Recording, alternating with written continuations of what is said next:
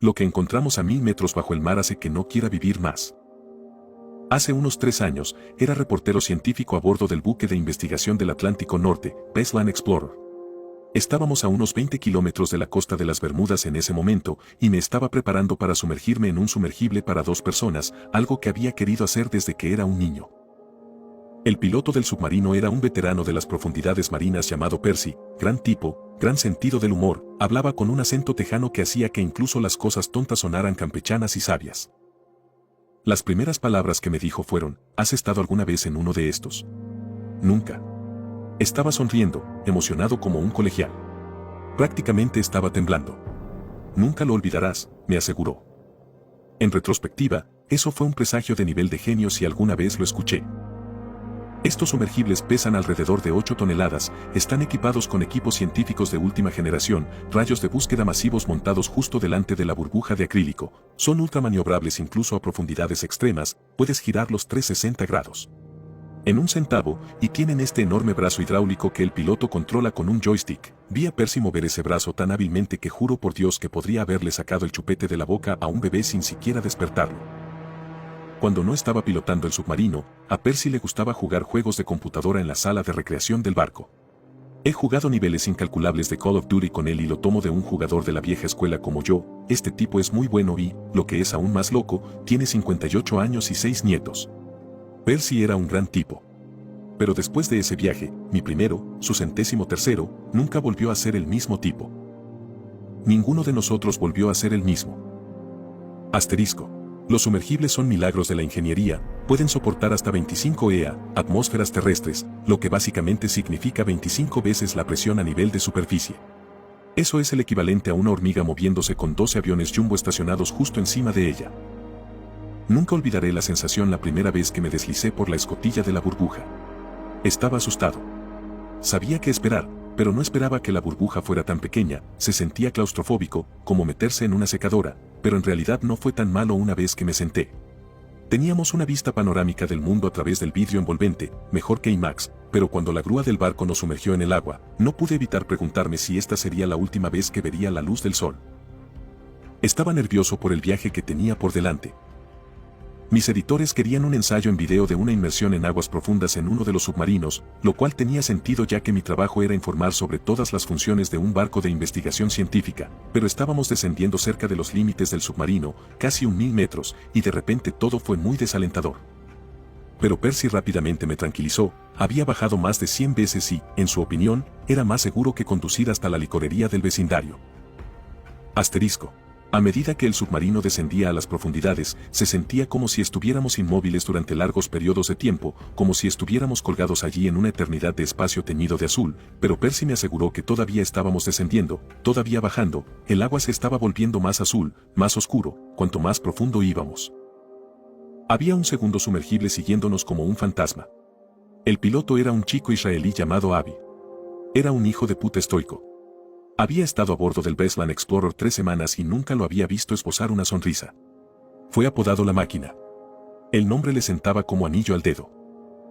Nos enfocó con sus reflectores al comienzo del viaje cuando estábamos flotando cerca de la superficie, y a veces Percy le hablaba por radio mientras bajábamos, pero todo era una cháchara profesional. La Máquina no era el tipo de persona que inspiró una pequeña charla.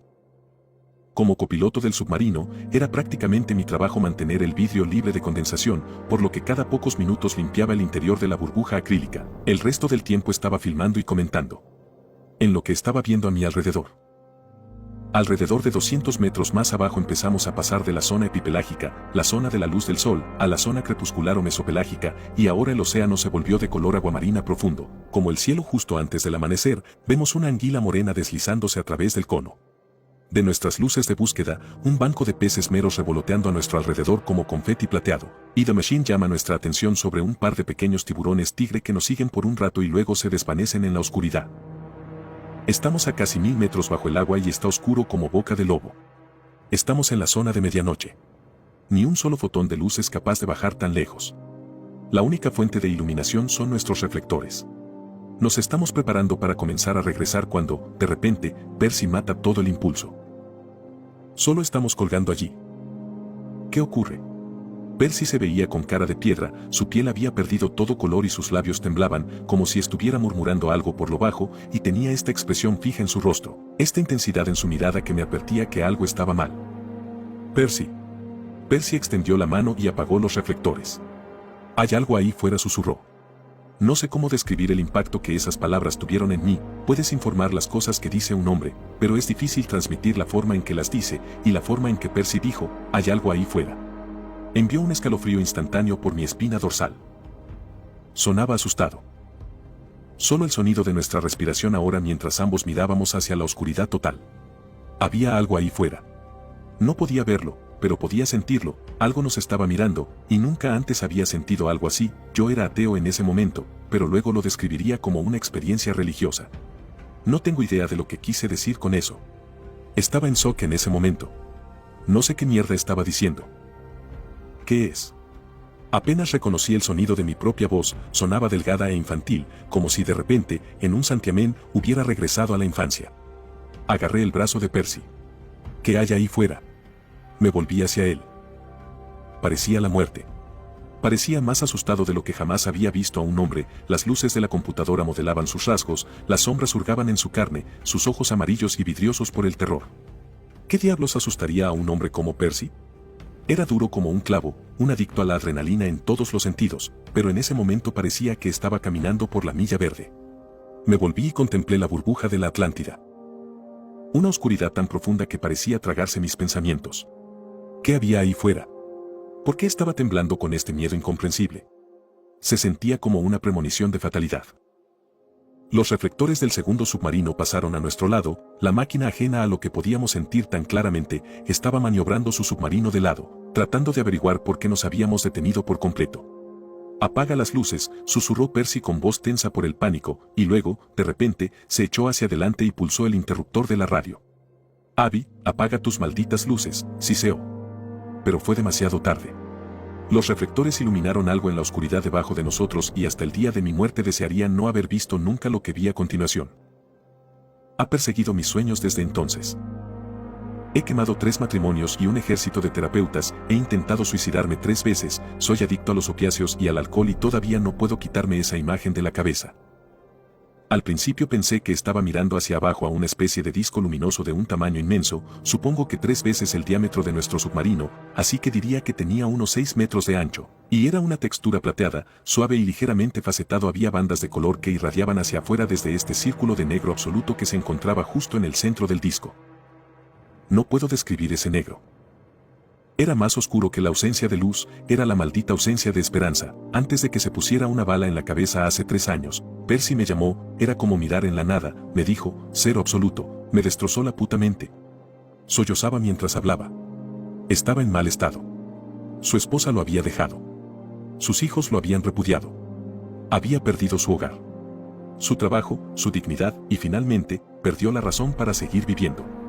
Nietzsche dijo una vez, cuando miras al abismo, el abismo también te mira a ti. Eso es lo que se siente al mirar ese círculo negro. Como si me devolviera la mirada.